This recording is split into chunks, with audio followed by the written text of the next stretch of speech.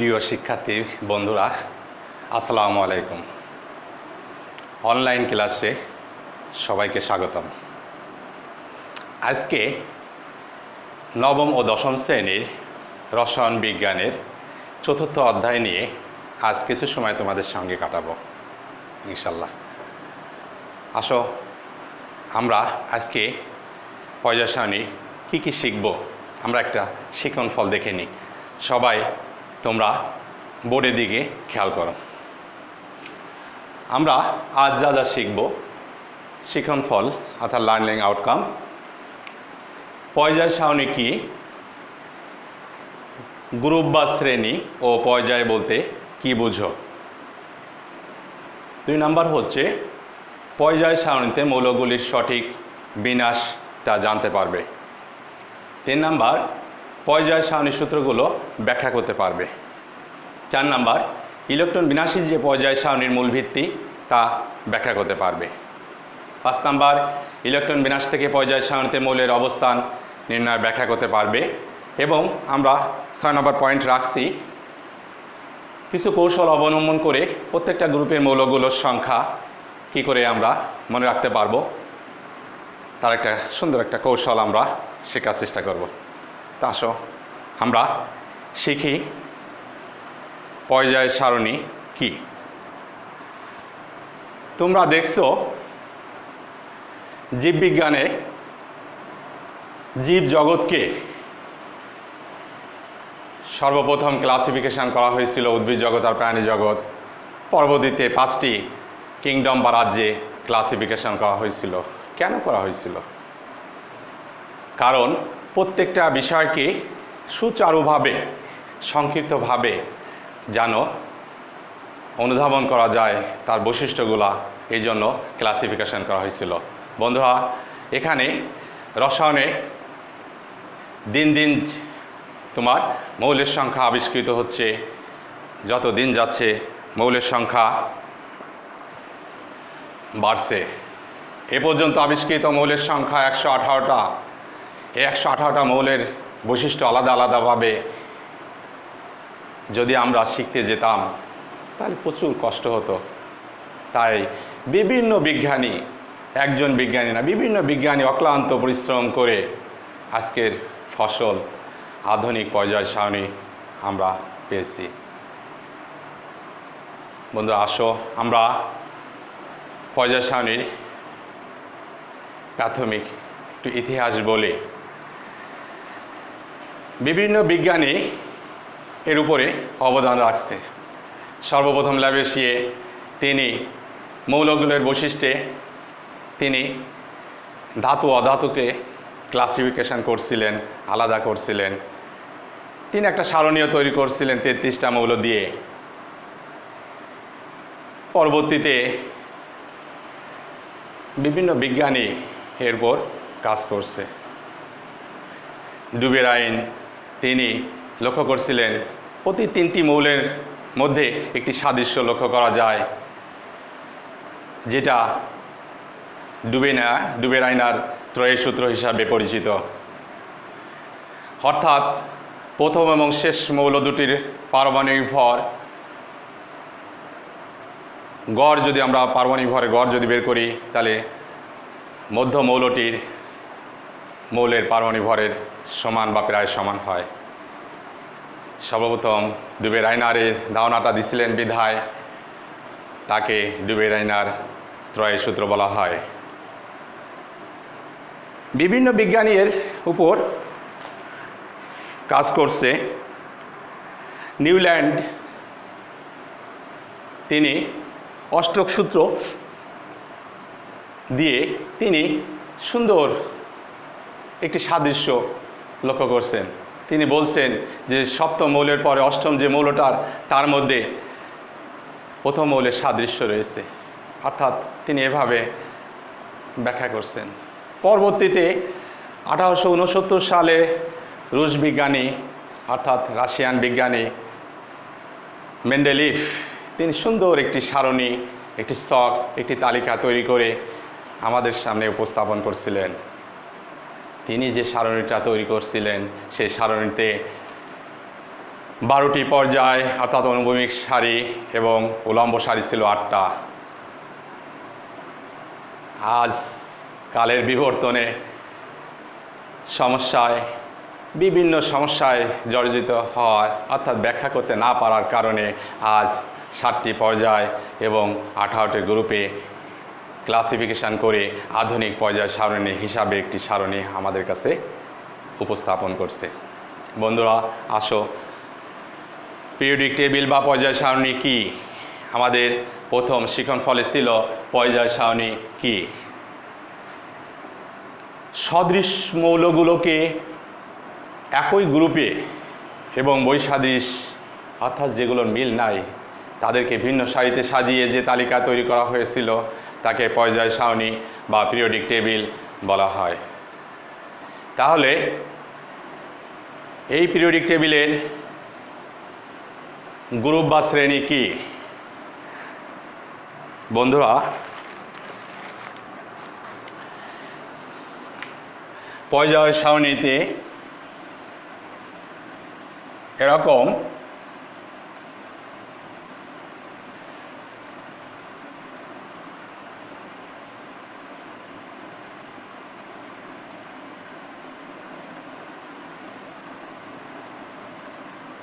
তোমরা লক্ষ্য করো,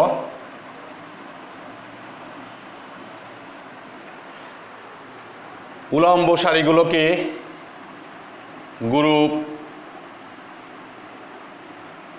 বা শ্রেণী এবং অনুভূমিক সারিগুলোকে পর্যায় হিসাবে চিহ্নিত করা হয়।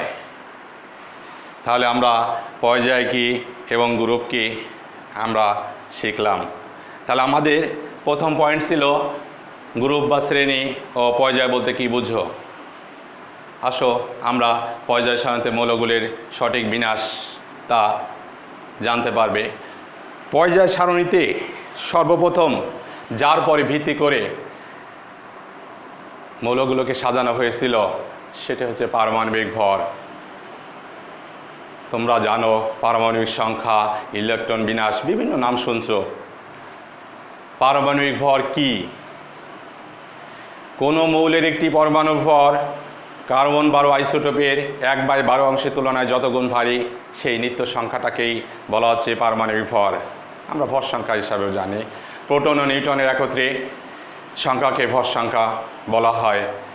তাহলে সর্বপ্রথম যে আমরা পর্যায় সারণীটা পেয়েছিলাম, যাকে আমরা স্মরণ করি মেন্ডেলিভ, ওনার সারণীর ভিত্তি ছিল হচ্ছে পারমাণবিক ভর।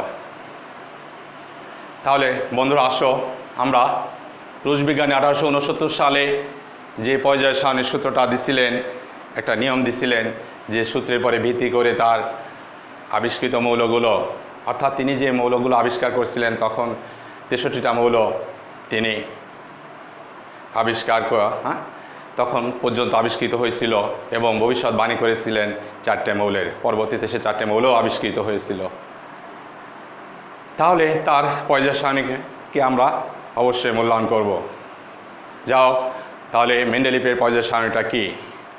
মৌলসমূহের ভৌত ও রাসায়নিক ধর্মাবলী পারমাণবিক ভরের পরিবর্তনের সাথে পর্যায়ক্রমে আবর্তিত হয়। অর্থাৎ পারমাণবিক ভর সংখ্যা বৃদ্ধির সঙ্গে সঙ্গে মৌলের ক্যারেক্টার বা বৈশিষ্ট্য পরিবর্তন হতে থাকে। এটি ছিল হচ্ছে পর্যায় সারণীর মেন্ডেলিভের সূত্র। এই মেন্ডেলিভের সূত্রে যখন আমরা পারমাণবিক ভর অনুসারে মৌলগুলোকে সাজানো দেখতে পাই, তখন দেখি যে কিছু ব্যতিক্রম তার মধ্যে থেকে গেছে। আসো বন্ধুরা, আমরা দেখি যে মেন্ডেলিভের পর্যায় সারণীটা কতটুকু যুক্তিযুক্ত ছিল, সঠিক ছিল। পারমাণবিক ভর অনুসারে সাজালে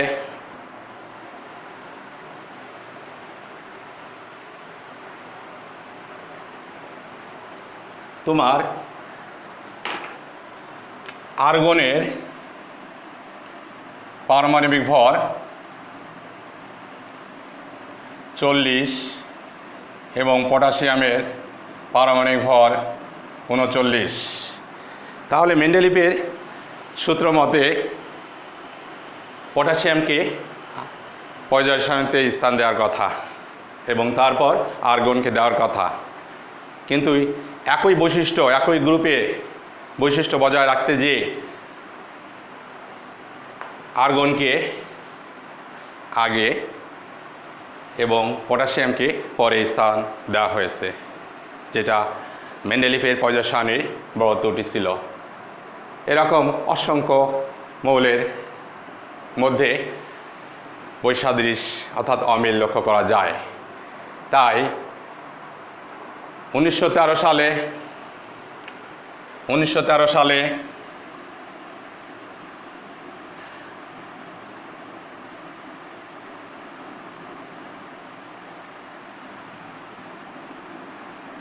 মোসলে যখন পারমাণবিক সংখ্যা আবিষ্কার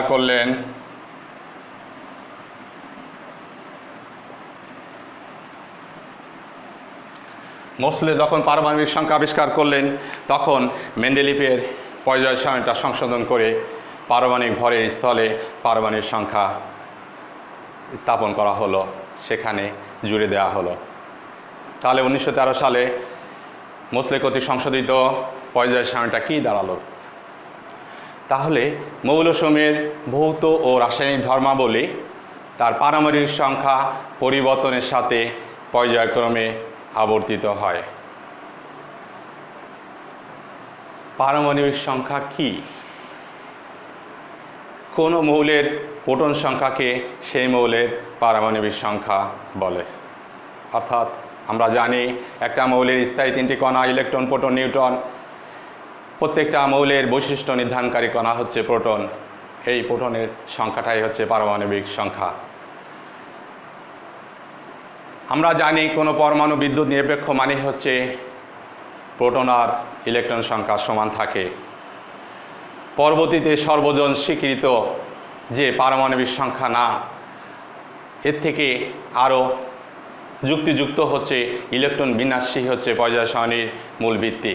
অর্থাৎ ইলেকট্রন বিন্যাস করে আমরা পর্যায় সারণীতে মৌলগুলোকে যেভাবে সুন্দরভাবে বসাতে পারি, মৌলসমূহের অসংখ্য ধর্ম ব্যাখ্যা করতে পারি, পারমাণবিক সংখ্যা বা পারমাণবিক ভর দিয়ে তা পারি না।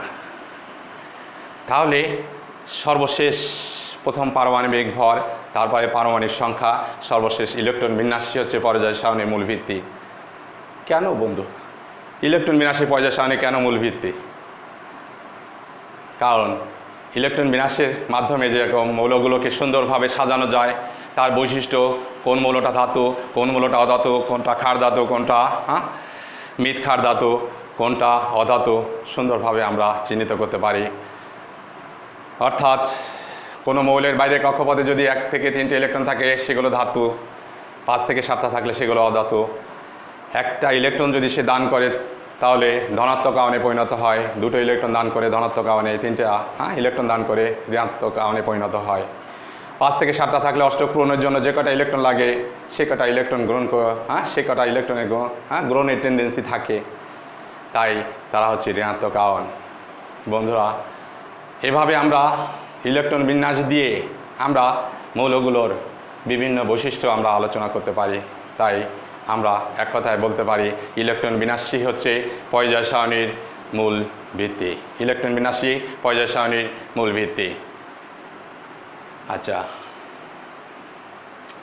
আমরা বন্ধুরা একটু দেখি ইলেকট্রন বিন্যাস করে কি করে মৌলগুলোকে পর্যায় সারণীতে অবস্থান দিতে পারবো।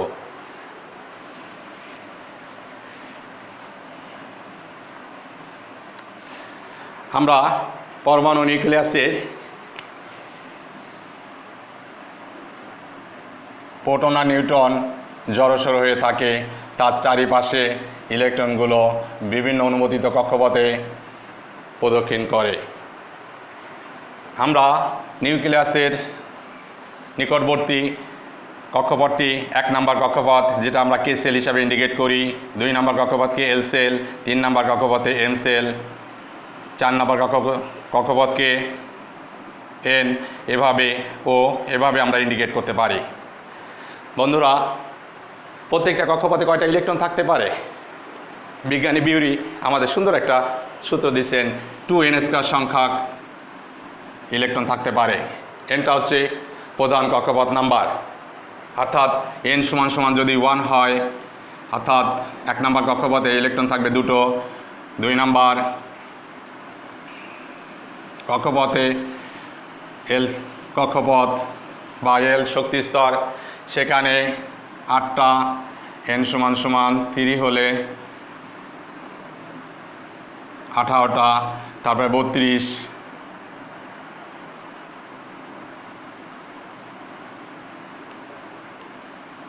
এভাবে দেখা যাচ্ছে যে ইলেকট্রন বিন্যস্ত থাকে। বিজ্ঞানী সোমারফেল্ড এই প্রধান শক্তি স্তরকে আবার কতগুলো উপশক্তি স্তর বা সাব অরবিটাল হিসাবে ইন্ডিকেট করছে, যেটাকে আমরা জানি SP DF। আমরা জানি S অরবিটালে সর্বোচ্চ 2টো ইলেকট্রন প্রবেশ করতে পারে, P অরবিটালে 6টি, 4টি করে বাড়বে, D অরবিটালে 10টি এবং F অরবিটালে 14টি ইলেকট্রন থাকতে পারে। আব্বাউ সাহেব, তোমরা উচ্চ মাধ্যমিক পর্যায়ে জানতে পারবে, তিনি বলছেন ইলেকট্রন বিনাশের সময় সর্বনিম্ন শক্তি স্তরে আগে ইলেকট্রন প্রবেশ করবে। বন্ধুরা আসো আমরা তাহলে প্রথম কক্ষপথ অর্থাৎ প্রথম শক্তি স্তরে 2টো ইলেকট্রন, তাহলে আমরা জানি আব্বাউ নীতি অনুসারে S অরবিটালটাই হচ্ছে 1 নম্বরে, তোমরা খেয়াল করো 1 নম্বরে S অরবিটাল ওই 2টো ইলেকট্রন নিয়ে নিল। 2 নম্বর কক্ষপথে মোট ইলেকট্রন সংখ্যা হচ্ছে 8টি, তাহলে আব্বাউ নীতি অনুসারে সর্বপ্রথম S, সর্বনিম্ন শক্তি স্তর S, তারপরে P, তারপরে যদি ইলেকট্রন অবশিষ্ট থাকে তাহলে D অরবিটাল পূর্ণ হবে। তাহলে 2 নম্বর কক্ষপথে প্রথমে S নিল 2s2 2p6, 3 নম্বরে 8টি ইলেকট্রন আছে, 18টি ইলেকট্রন আছে, তাহলে 3 নম্বরে 18টা ইলেকট্রন যদি আমি সরাই দিই তাহলে কি দেখা যাবে বন্ধুরা? তাহলে সেই আব্বাউ নীতি অনুসারে S নিবে, P নেবে, D নিবে, তারপর যদি থাকে F অরবিটাল ভাগাভাগি করবে। তাহলে 3s 2 3p6 3d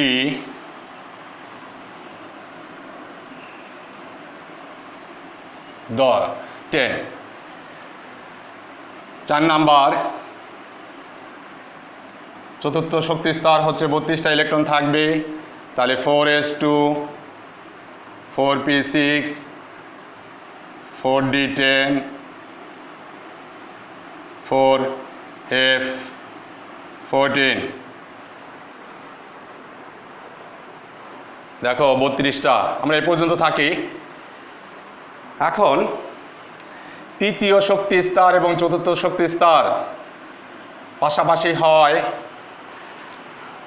এখানে ওভারল্যাপিং করে, অর্থাৎ S অরবিটাল চতুর্থ স্তরের S অরবিটাল D অরবিটালের তৃতীয় স্তরে D অরবিটালের ইলেকট্রন নিয়ে পূর্ণ হওয়ার পর যদি ইলেকট্রন থাকে তাহলে D অরবিটাল পাবে। অর্থাৎ তোমরা এই বিন্যাসটা মনে রাখবা, 1s2 2s2 2p6 3s2 3p6 4s2 3d10 4p6, এইভাবে আমরা ইলেকট্রন বিন্যাস দেখাতে পারি। তাহলে এই ধারাটা যখন তোমরা মনে রাখবে তখন আমরা পর্যায় সারণীতে সুন্দরভাবে মৌলগুলোর সঠিক অবস্থান আমরা নির্ণয় করতে পারবো। আরেকটু কৌশল আমরা শিখি, সর্বশেষ ইলেকট্রনটা, শিক্ষার্থী বন্ধুরা তোমরা এই জিনিসটুক মনে রাখো,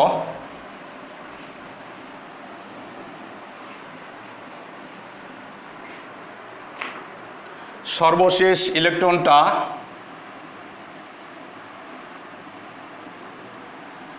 ইলেকট্রনটা যদি এসে প্রবেশ করে এবং সর্বশেষ কক্ষপথে যদি শুধুমাত্র S অরবিটালটা থাকে তাহলে তত নাম্বার গ্রুপে তত গ্রুপ এবং যে কয়টা স্তরে ইলেকট্রন বিন্যস্ত হবে তার পর্যায় হচ্ছে তত।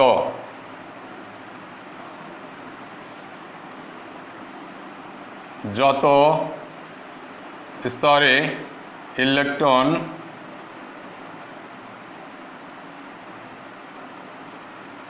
বিন্যস্ত হবে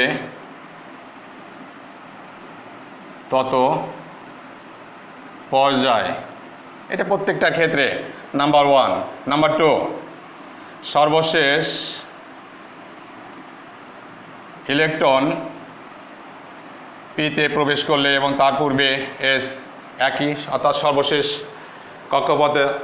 কক্ষপথে যদি এস এবং পি এই দুটো অরবিটালই থাকে, তাহলে সর্বশেষ কক্ষের ইলেকট্রন সর্বশেষ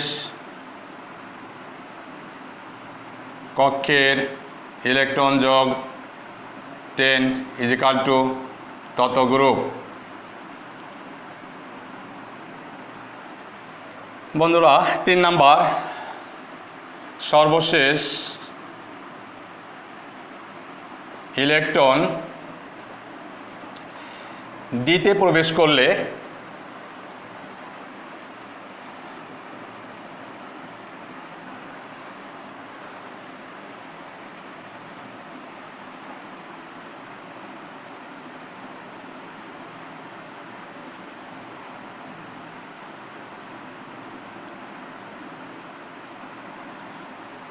সর্বশেষ কক্ষের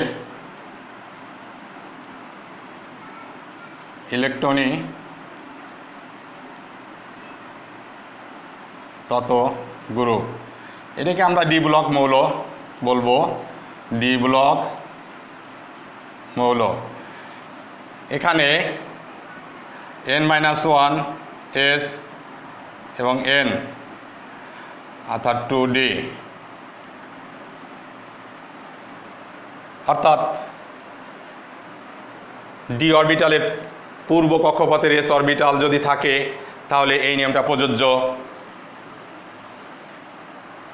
এছাড়া আমরা আরেকটা মনে রাখতে পারি, সর্বশেষ কক্ষপথে যদি শুধুমাত্র এস অরবিটালটা থাকে এবং তার পূর্বের অরবিটালে যদি শেষ স্তরে ডি অরবিটাল থাকে, তাহলে আমরা এই নিয়মটা অ্যাপ্লাই করতে পারি।